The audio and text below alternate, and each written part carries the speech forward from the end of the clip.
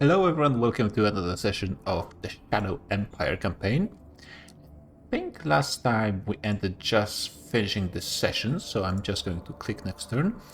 In the end I decided to go for the slightly bigger UI. I know some people might be disappointed, but I looked how things are readable on a phone, which a lot of people are actually using. And I think even this might not be big enough. But let's go with this for now. It's actually not really a problem. Like, you can zoom in and out the map anyways, so it shouldn't be too much of an issue. And we're continuing with the current situation. So to set the stage a little bit, we basically know nothing about each other with this group to the north. We only know they are basically people, time of confidence, gained volunteerism. Got new stratagems. This can be good to gain a general. Sending spies always useful. Basically, we know nothing about each other. We know only that they're confeds, which is apparently like a farming group that united from a few more farms. They are slightly better than... No, they have slightly better militia, I think. And we don't know each other. We are just, for the time being, we're just seeing each other on the borders of our territories. They don't know though. We just found some ancient tanks, which in the end might not be that useful, but certainly will have a very powerful morale effect on our enemies, at least in the roleplay aspects of things. So I'm going to just move up this new battalion of troops up the road, and we're going to slowly begin to develop ourselves on the flanks, without actually declaring any war, though I'm assuming our relations are going to be going down just from us pretty aggressively. Oh, there's more road over here. That's interesting. But yeah, we are being quite aggressive on the border, so I assume they're going to be not happy about it. But for the time being, it's still... Like, over there, giving up territory, but it is literal desert with sand dunes. So it's not really that unfriendly of an act. We're still in a pretty neutral situation, and they're not really doing anything because they are not really sure what to expect. Which in theory we should be not sure what to expect either, but we are raiders, so we are just expecting some good loot and human resources, as one might say. Now let's look at our profiles over here. Oh, so this is policy speech. This thing actually matters. What we declare is going to be our goal. War with Brunette Sesso. It's not this, right? It's this. It's a minor regime over here. I mean, we could be at war with them, to be honest. Within... short-term priorities. It's not really a short-term priorities. You can actually lose ward, which will lead to slightly less happy people if you don't fulfill your promise. Mining asset. Does the construct industry mining? Recycling facility does count as a mining asset, as you'd expect. So this will be definitely easier to do. It doesn't really break any kind of point. I think it's you gain stuff every 10 points within profiles. It wouldn't really change that much. We got this, which means we're going to get more militia, which in the early game is going to be pretty nice. Late game, once you get several battalions, militia is not really that worth it because they're pretty trash quality. But for now, every boot we can put on the ground is going to be quite nice. Well, ideally we'd get Esprit Decor, but that's going to be a while. You get like a roll. Once you reach the required amount, you get roll every couple of turns. You have to keep it the highest profile for 5 rounds, needs to be for 7. And then we get it automatically? No, you chance every turn, okay. So we have 22% to gain tax bonus plus 50%, which is good. Also, apparently this gives, a logistical bonus and recruitment bonus. Logistical bonus plus 100 is pretty good, I have to admit. Even though it's not boosting private or public economy. So with commerce, you can really create make the private economy actually build everything for you. And autocracy, we have 15% to get this. Oh, this button. Of course. Well, why would this button do anything in this situation? This is the guy, I still remember, this is the guy from a faction that we don't want. So let's use the card we just got this turn, actually. And recruit a mercenary. Oh yeah, I didn't mention it in the previous video, but all those cards that you can see are art that are made by a mod, which is pretty cool. I think it fits the theme better than general art in this game. Yeah, because otherwise all cards look like this, basically. And also, I think some of those symbols on the map are from a mod I'm using. It should be in the description, in case you want those. Let's get the Merc.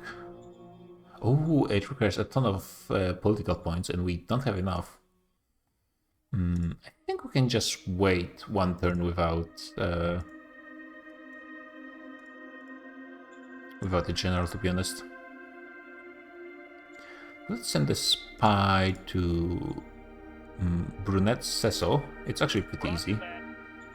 So yeah, we got spy. We're going to see vaguely what the region is going to look like. And you know what? We are raiders. We're going to war either way, no matter what. And this can wait. We don't want to start a fight right now. By the way, we have just barely any industry. I think industry is currently our biggest bottleneck. It could also increase the amount of recruits we're getting, but I don't think we can even give them weapons. So what I would want to do is maybe go for industry. And so basically, if you look at this, it means that it's going to be building for 3 rounds, and every round it will need 1000, let's say, manpower points, which is the workers, 1 machine, 500 metal, or 200 industry. I think it's every round, right? Yeah, every round you need to pay this cost. So we need 600 industry to get this done. This would be a lot of turns. And a lot of... we're not even close to get enough metal. Which would double our industrial points production, which would be pretty darn nice. So maybe for starters it would be better to get... we are good on water. And of lesson of stocks. Present to further to units. Do our units need water every round? No, they only need food. Oh, because our farms are private, they are buying the water themselves? Where are they getting their water from? It's an important question because I don't want to end up with no water, which means no food. That would be not the ideal situation, to say the least. As you can see, this is a private building, and they are building 1000 food in general. 900 of it they are using on the private market, which basically means that the population of this region is feeding themselves, and also they are giving 100 to the government, which is us, and also generating 30 private credits, which they're going to invest. Similar situation here with the scavenging community. And a lot of this stuff is actually going to the market, which means it's going to affect the trading, the prices for trade and how much goods are available. Which is actually pretty cool. Like, there's a lot of stuff that's happening in the background in this game. But I still don't know, where are you guys getting your water from?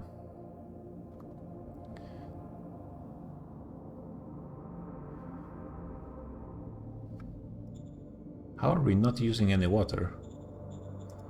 I think I was checking something about this in the previous episode, but I forgot, and this is pretty important. So we bought 2 from these traders. Yet we're just not using any?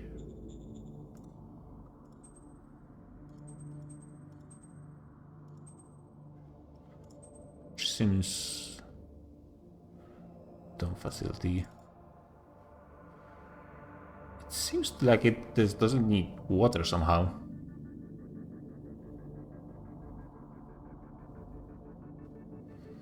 Diesel upkeep for production, pedal production cost. Okay, I suppose I don't have to worry about it for now.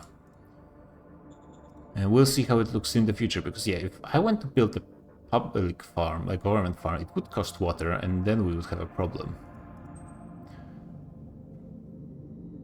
And we could produce a ton of water, which would be a good source of money, depending on what the price is. What is the current price of water? Not much, but when you think about how much it could be selling, it should be a decent source of money. Yeah, because actually we could solve our problems to get the factory by buying a lot of metal. In theory. But let's build a recycling facility, which is going to be much more manageable when it comes to costs. It's going to provide us some basic supply of industrial goods. Heavy rare earth metals are not going to be really useful for the time being, but we can sell them for a decent price.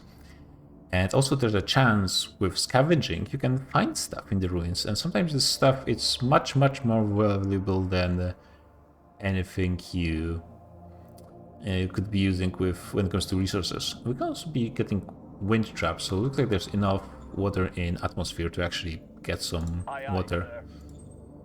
And you can see the road was built automatically. We actually paid for that as well, so this was taken into consideration by the game. So ideally we want to get this over quickly so we can move on to more raiding in the east. Not much happening. Gaining one ward, always really nice. We have discovered automatic rifle, and we're going to want to research this as soon as possible. We got the Shadow Diplomat, which can strengthen a leader during the next roll. This can be really useful sometimes when you don't really have really developed cadres at the beginning. So now, apparently I heard that when you don't have anything to research, you don't need to put everything into discovery, because apparently the council will automatically put 100% into discovery. But for the time being, let's just switch it like this. I think it should be fine. Yeah, go for automatic rifle for sure. Incident with lack of action.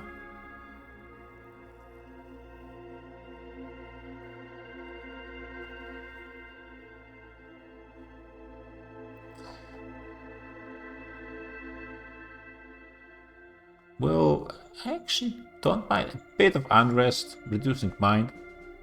Seems like fine. Yeah, that's fine. I should have now enough political power to get a mercenary. Getting a, yeah, it seems like they are a pretty decent leader. So leadership 10. Defensive tactics 8, offensive tactics 7. It's all giving slightly bonuses. Infantry tactics 7. Not huge or massive, but at the start every little bit counts.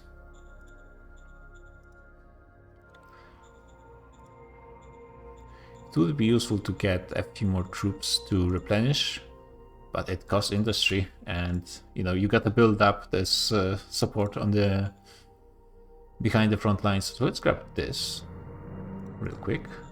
Start developing a little bit more. Spreading out. Still all without declaring any kind of hostilities. We are just, you know, seeing our neighbors. It's fine. Fine, don't worry about it. I'm kind of... Now, I am worried about going too far over here along the road, because there are clearly people on both sides who might be cutting us off. And I have no clue who that is. Nomads. This is slightly more organized free folk, basically. Those terrain features actually matter for the purposes of fighting, so we are in a good defensive position, though not against those guys. A lot of ruins in the area. This so scavenging 7k, 16k. decent numbers. Some decent numbers. More than we have next to the capital.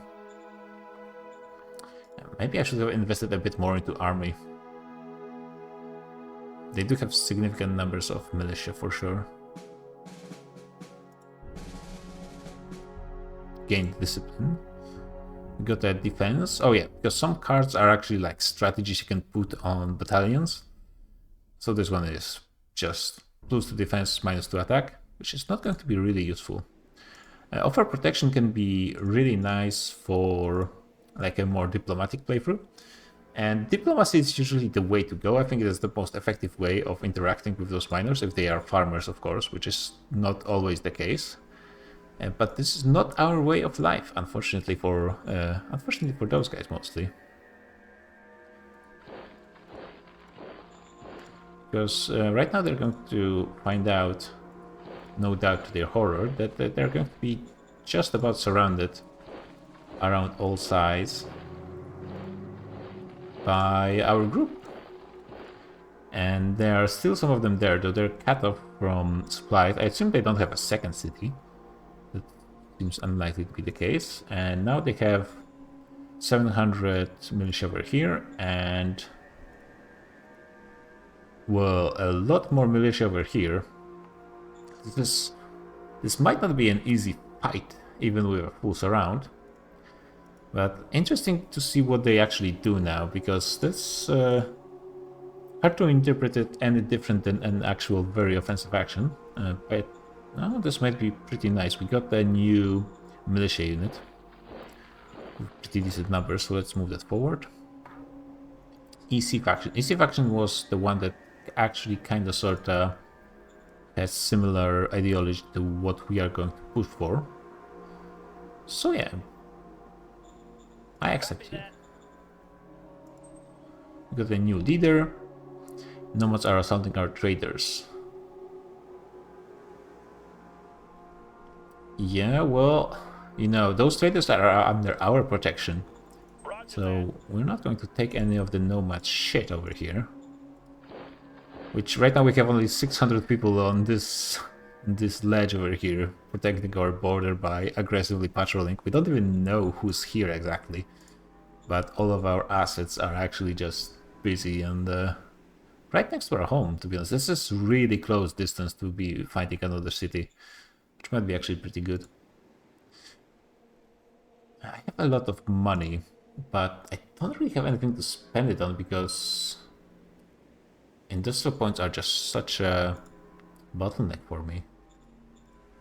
And this was probably not a good idea to start building this. Actually, where did my industrial points go to?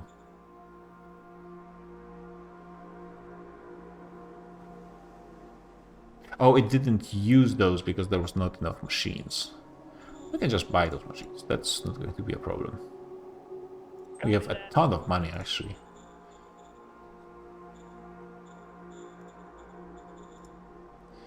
Yeah, there are some things you can just produce on your own. And yeah, ammunition is also going to require industrial points. Hopefully it wasn't too bad of a mistake building this thing. Let's see what they do. Let's see if those farming cowards are as spineless as we suspect them to be. And yeah, they are just waiting for our first move. They are not even declaring war or anything. They are starting to be a bit annoyed, but they are not willing to make a first move. Which clearly shows, it should show really to all people that they should belong to our gang instead of those wimps over there. So let's just continue to tighten the noose. We really have no reason to be too aggressive. As in, well, what we're doing is very aggressive, but no reason to be more aggressive in actually fighting them. If I could actually bait them into attacking me, they would probably be able to break out, to be honest. Like this 500 grunts versus whatever many they have here. And let's see, how many I could actually throw in an attack.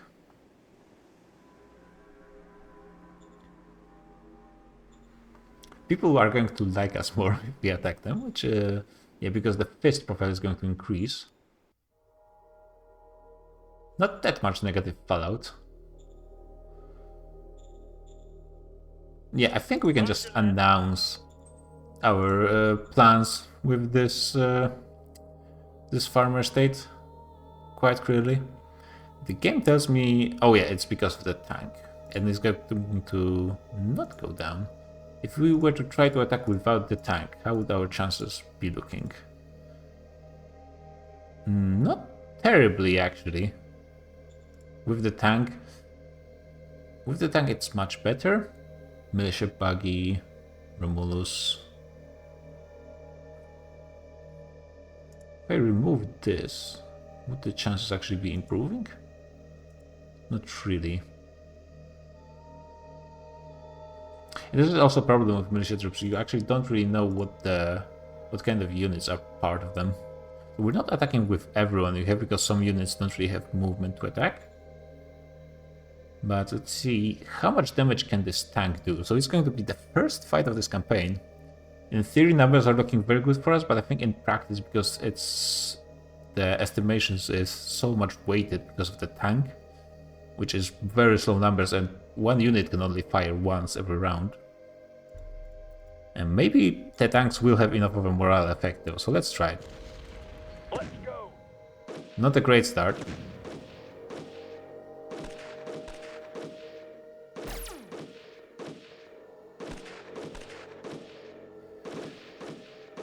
So, to summarize, we lost double the units of our enemy.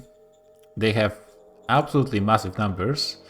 The tank did kill 7 units just on their own. Yeah, how much unit actually fights in a battle? I think it depends on how much movement they have on the map. So yeah, this was not the greatest. It's just they have massive numbers advantage, and I didn't really upgrade my units. If I knew a little bit better what I was doing, I would probably not push this much with such... This is actually like the weakest round I could possibly ever do. Hopefully I'm not going to end up in a super fast restart.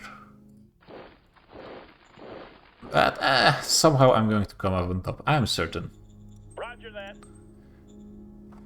I could start a new council. But there really is not that much reason to. We cannot really afford... Like, we could get a model design council to create a new military unit, but what are we going to change? They don't have a tech. We're just still going for automatic rifle, and even then, changing it for one weapon is not the most efficient way of spending your council's time. Roger that. Especially when this not as important. Now, some techs are much more important than just basic carbine improvement. So leader of Lagalo domain, which is who? And this is another city right over here, and they are religious fanatics. So we are a nice little trio, religious fanatics, some militia farmers, and actual raiders. There's someone who wants clarity with us, but who are you, Lagalo domain? Oh yeah, the people we declared war on. Yeah, we can be honest and and say we're going to be enemies. There's going to be a lot of fists very early. So this is actually my strategy, by the way, totally. I'm going for early war to get a lot of fists so I can get to plus 25 combat bonus. This is all part of the plan. And we might actually get it in 4 rounds. 23%, that's pretty good. Yeah, all part of the plan. Yep. Yeah, I feel like what I'm not really feeling like with my usual starts that I recall is industrial points being super low like this. Maybe I am doing something wrong. Oh, those guys are building an ice mine. The private market is building an ice mine over here. The people over here are doing... They have militancy at a decent level. Fear is going down. There's a cult.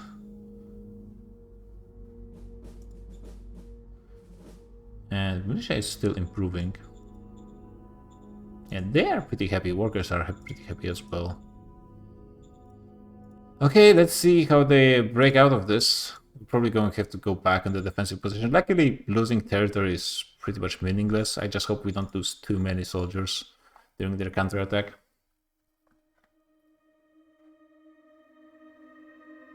Yep, so they destroyed this unit. They had 100 troops only, which actually ended up being not too bad. This is another huge unit of 5,000. Okay, let's start withdrawing, bulking up a little bit. I could, if I was really ballsy, I could attack using the tank, but alone, I think a bit too risky. I think the tank is going to be really nice on the defensive now. What I really need is just put more numbers. I really have just not enough soldiers compared to them.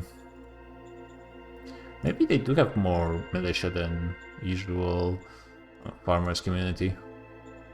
Yeah, we have 500 recruits ready, almost 5,000, which is going to be another battalion, or at least filling up this battalion up to max as soon as this is finished. And yeah, so it's half finished. Still patrolling over here. How much time is there anywhere? We have some low morale. Yeah, well, I guess they don't have that much faith in their leadership, which fair enough. It's in demands. We have 9 rounds left to start a war with Bunet Seso. And the only problem is we no longer have a direct border with them, but that's fine. I might just start a war with them at some point and ignore them for a while because they might not be that aggressive. Peatfort, which is a governor of Byzantium, has an unusual request regarding their companion.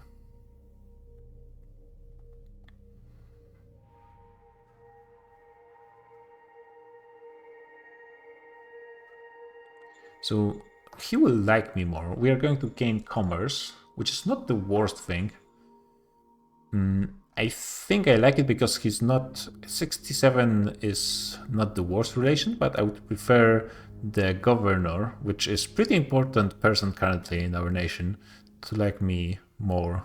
And also all the other people. So advisor, he's not really that important.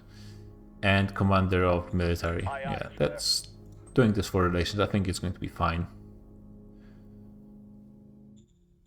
Yeah, I think this is going to be achieved just on its own, with this construction being finished of the ice mine. So then we're going to get some water and wonder what's going to happen with it. Maybe the private market does need this water? Yeah, the farmers are luckily very not aggressive. They fear the tank basically, which is fair enough. Also, did I have this militia unit here all the time, or did they just spawn? Yeah, I think they just spawned because it's the 9th extra militia battalion. Just continue checking those guys. Make sure they're not sneaking in. So withdraw you guys a little bit. Keeping control of this is important, but over long time, more so than right now. Right now it's not that important. A Justice Humanist Knight. No, I really would like you guys to go away. This is the Prime Minister, unfortunately, so not having good relations with him is not great, but... So, Eternity Movement. This is the religion we have in our nation, and this religion likes mind and meritocracy. So this is not really a religion fit for a group of raiders. Who knows, eventually they might change us, but right now... Personal session. So they would like me to meditate with them. Yeah, you know we are in a war, right? I'm not really into this whole hippie sitting around. Okay, this upgrade is going to be nice. The nomads are assaulting our borders again, and we're going to order the army to help them again. Just aggressive patrolling. This is what protects borders. Especially, by the way, the one hex on this map, which is somehow not a perfect hex, which may be something involved it being a circular ward.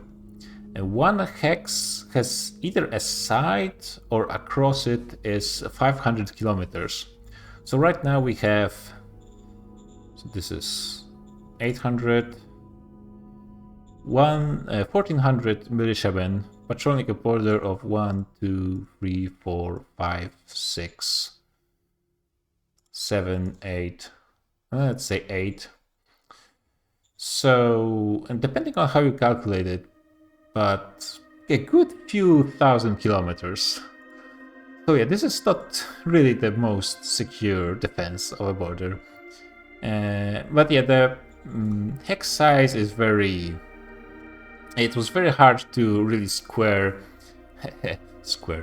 the amount of population and the planet size, because even the smallest planet, which is, this is, I think, like half the size of Earth or something like that. If I recall, I actually forgot what G we had compared to Earth. But I think it was still a pretty small planet. And yeah, the planets are huge, especially when you don't have oceans. You have a lot of space, and in post-apocalyptic worlds there's usually not that much population, so finding a middle point was kind of difficult, so it doesn't really make sense in that regard. But you can assume a lot of people are just using binoculars, and somehow it works. This is, they do have machine guns, so machine guns are basically infantry that's slightly better at defense. And now we actually spent all the resources on this recycling facility. So now we're actually going to be gaining industrial points again.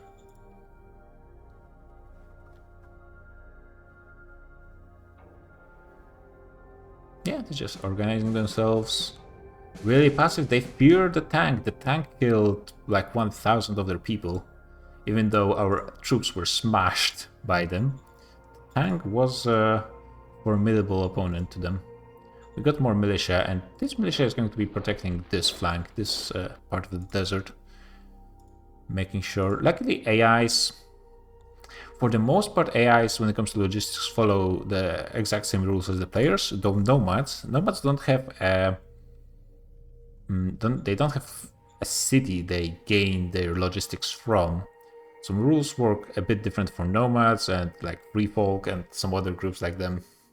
I think some aliens work with similar rules, and though that has been a slight rework of aliens, if I recall. But one big way that the AI cheats is they get to build roads through mountains for like a basic price. So building roads through mountains, as you might expect, is very expensive, but they get to build them for as much cost as you would for plains, which you can sometimes abuse to make AI build roads for you. They still pay for those roads, but basically much less. Though this might have also changed. I haven't been following the development as much. So now construction of this is finished, so from next round we're going to be receiving some nice scavenging goods, and hopefully we find something nice. Though the chances for it... Oh, no, we are not going to find anything nice, because for that we would need to find artifacts. And I think there's a chance still we might find them, but that's... yeah, we need to know that in the ruins that there are artifacts, and since it doesn't show up here, then there's probably not going to be anything fine. Really nice, because those artifacts can be really cool. And those guys actually have a light industry building over here. So if you manage to get this would help solve our industrial points problem. So now actually that I have a few of those points, let's get 800 troops and give them basic carbine. Barely a uniform. I mean, there is no atmosphere, so uniforms are actually probably in a decent state in our raw. I'm not sure how. I wouldn't say we're a military our force, let's say. Not to call them a band of ruffians. Yeah, there's just a lot of people we need to kill to get through this city. We're going to get a new era in one turn. And no, it's going to fall into full force and then it's going to start to diminish. Getting a good amount of ward is always nice, making sure that people like you. Could send some spies around. So here the spy is still around, so we're getting some recon of the area. Over here, this guy is getting better at spy stuff, which is pretty nice. Critical success, so they actually sent 2 spies to this territory, even though it's not really relevant. Might as well send one here. It's pretty cheap. So we got nothing here, still on the defense. I should probably go for a council that gives me the HQ stratagems, actually. Elite Circle. Yeah, sure. We like you. Ancient Underground Complex in Byzantium. So, under Byzantium, we found a Galactic Republic grade AI mainframe. We can talk with them, make sure it doesn't talk to anybody, or destroy the whole underground complex, including the AI. Talking to AI would be 1d100 plus 25 versus 97, which is not the worst odds. But you know what? AIs are scary. Nobody talks with them. Which, by saying nobody, I think if you were to call the Sonic Beatboard, oh wow, what a name! How fast is he? I wouldn't be surprised if there was a speed skill or statistics, but I'm not seeing it right now. If I were to call with him, sometimes there's an option to actually come back to certain things, but maybe we actually seal the AI for good, but it might come back at some point. But I think it's a good time to take a break. I'm still learning the game a little bit. What is this? Private asset waste disposal service. I think it's one of the buildings that increase quality of life a little bit. But yeah, at least we have some industry starting. We are starting with building materials. We are starting to fill up our actual battalion with troops. So we're a band of raiders, but we have a paper battalion on the front line, which is very makes us a actual industrial military, I suppose, at least in one way. But yeah, basically the plan is now to mass a lot of troops and just crush those guys. Preferably also upgrade them if possible, but that's only depending on how much time we take. And if possible, I would want to start the war with those guys. Been 6 rounds, that's not too bad. But just push those people forward and just be very aggressive to those religious fanatics for no reason. I'm sure nothing bad will come out of this. So yeah, this is going to be it for this session, and see you guys on the next one.